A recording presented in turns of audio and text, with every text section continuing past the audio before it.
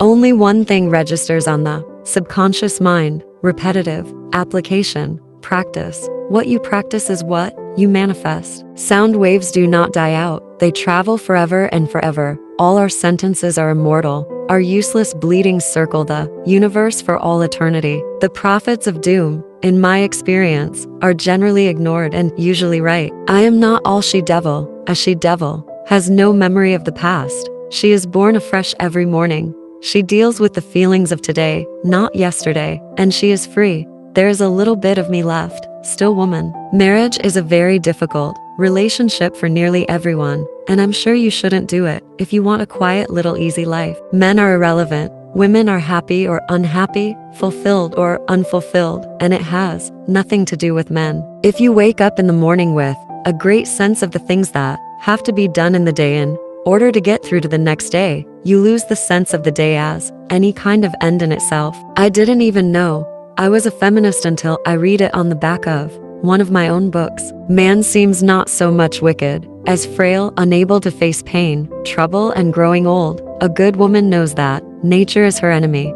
Look at what it does to her. No one seemed able to look at themselves coolly from the outside. Their reality was all that could be seen in the light cast ahead by their own wishful thinking. We discuss things rather than ideas. We exchange information, not theories. We keep ourselves steady by thinking about the particular. The general is frightening. Ask any woman in an arranged marriage. Love is the least stressful way out. Be bold, but not too bold. Have courage, but not too much. Never defend yourself.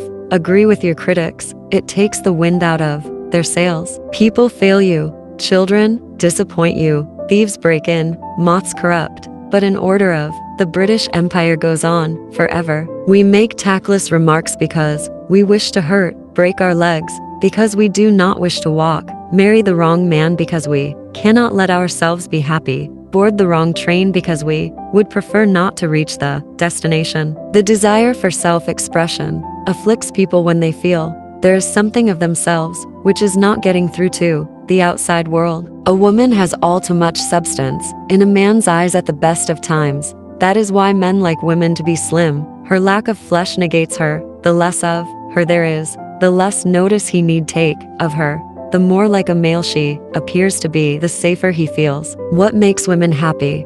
Nothing for more than 10 minutes at a time, so stop worrying. So treasure your moments of happiness, the glimpses you see of truth, the nights you've been loved. That's all you've got. There is probably an innate masochism in a lot of women that ends up disappointed if men don't ill-treat them. Peel away the wife, the mother, find the woman within, and there the she-devil is. You will find that women who are pregnant often don't want to be, and women who aren't desperately envy those who are. Labor wards are always full of very punitive people. Words are not simple things. They take unto themselves, as they have through time, power and meaning. Widows tend either to fade away when husbands die, committing emotional sati, or else find that a new life burgeons. Here in Christchurch, a lot of burgeoning goes on. I was seduced by secrets, which are to true love as artificial. Sweetener is to sugar, calorie-free, but in the long run, carcinogenic, not the real thing, and only a peculiar aftertaste in the mouth,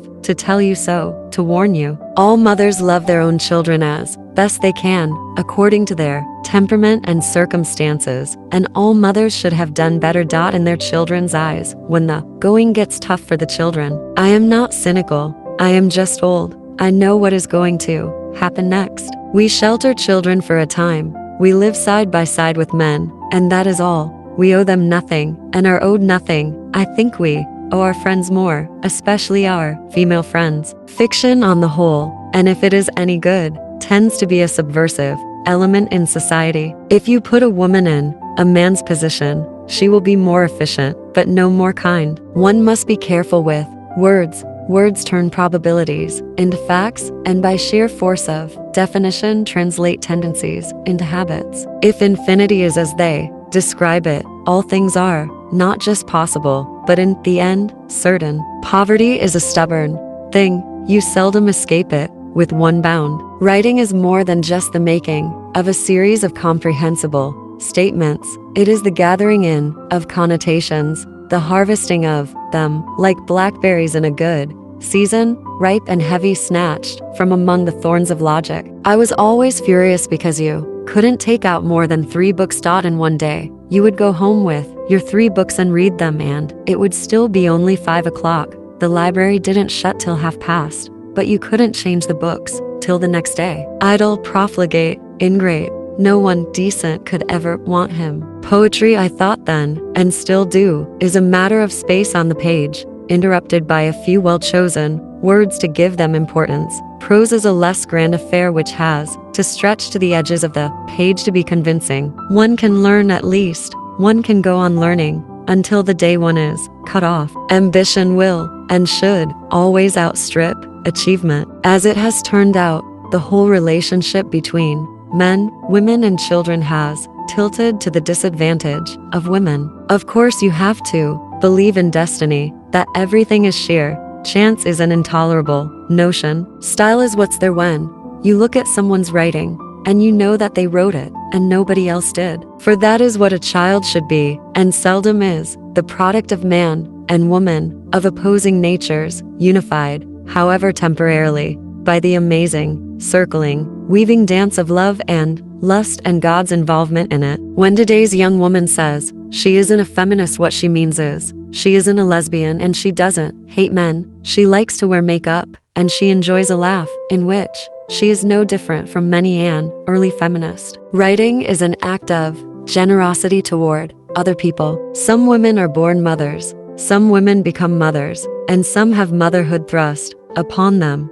I struggled against it all my life, but I think the truth is I was probably born to it. I don't do badly. I don't do well. I just do it. No one should be allowed to give back the gift of life unless they are very old and full of tears, when the body outlives the spirit, when they should be allowed to join the others who've already gone. Pride is what you can afford or think you can afford. Food is the supremest of pleasures. Better to live with the guilty secret than the open truth of their life together, that they were bound by the habit of illicit lust, mutual degradation. If I am a prolific writer and turn my hand, with what seems to some as indecent haste, from novels to screenplays to stage and radio plays, it is because there is so much to be said, so few of us to say it, and time runs out. Prudence says one thing, desire says another, and I'd rather go with desire any time. Marriage is what happens when one, at least of the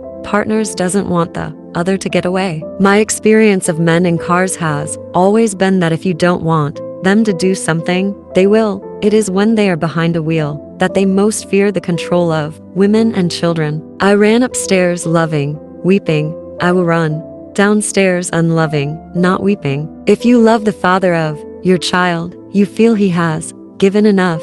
If you don't love him, all you want is his money. Writers were never meant to be professionals. Writing is not a profession, it is an activity, an essentially amateur occupation. It is what you do when you are not living. Confidence is something one acquires. It can come early or late, but it is impossible to write without it. Mine came late. Fortunately, there is more to life than death. There is, for one thing, fiction. 1,000 characters to be sent marching out into the world to divert time from its forward gallop to the terrible horizon. Some of us are made fat, and some of us are made thin, and that's all there is to it. She drank sweet coffee, sweet tea, sweet cocoa, and sweet sherry. There is no real escape from autobiography into biography. The self has to be faced, or we die. A weakness, I now realize, is nothing but a strength not properly developed. The peculiar need to write is increased, it seems, rather than allayed with practice. Writers are always a great nuisance to publishers.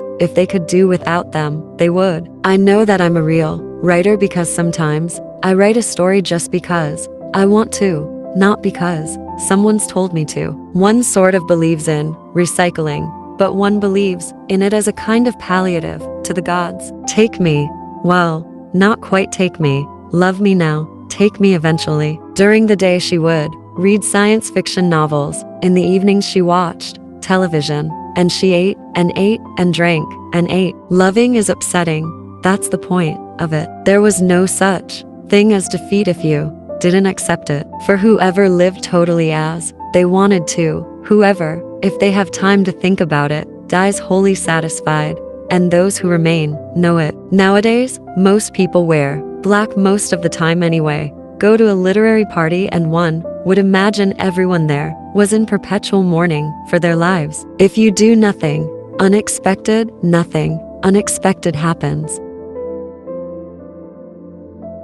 Fayweldon, 20 to September 1931, 4 January 2003, was born Franklin Birkinshaw to a literary family in Birmingham, England. Her maternal grandfather, Edgar Jepson 186311938, her uncle Selwyn Jepson and her mother Margaret Jepson wrote novels, the latter sometimes under the nom de plume Pearl Bellairs, from the name of a character in Aldous Huxley's short story Farcical History of Richard Greenough. Weldon grew up in Christchurch, New Zealand, where her father, Frank Thornton Birkinshaw, worked as a doctor. She attended Christchurch Girls' High School for 2 years from 1944. In September 1946, when she was 15, Weldon returned to England with her mother and sister. In England, Weldon won a scholarship to the all-girls South Hampstead High School, before going on to study psychology and economics at the University of St Andrews, Scotland. Later, she recalled attending classes with the moral philosopher Malcolm Knox, who spoke exclusively to the male students, maintaining that women were incapable of moral judgment or objectivity.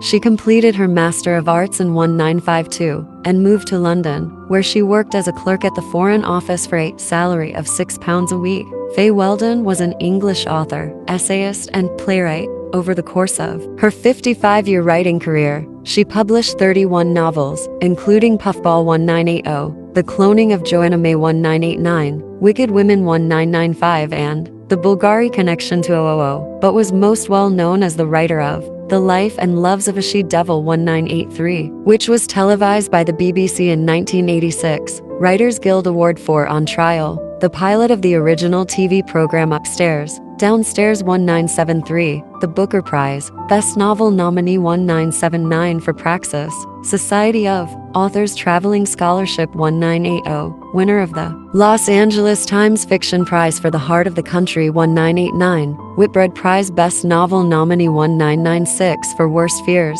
P. N. Macmillan Silver Pen Award 1996 for Wicked Women, Commander of the Most Excellent Order of the British Empire CB 2001, married 3 times and with 4 children. Weldon was a self-declared feminist. Her work features what she described as overweight, plain women. She said there were many reasons why she became a feminist, including the appalling lack of equal opportunities and the myth that women were supported by male relatives.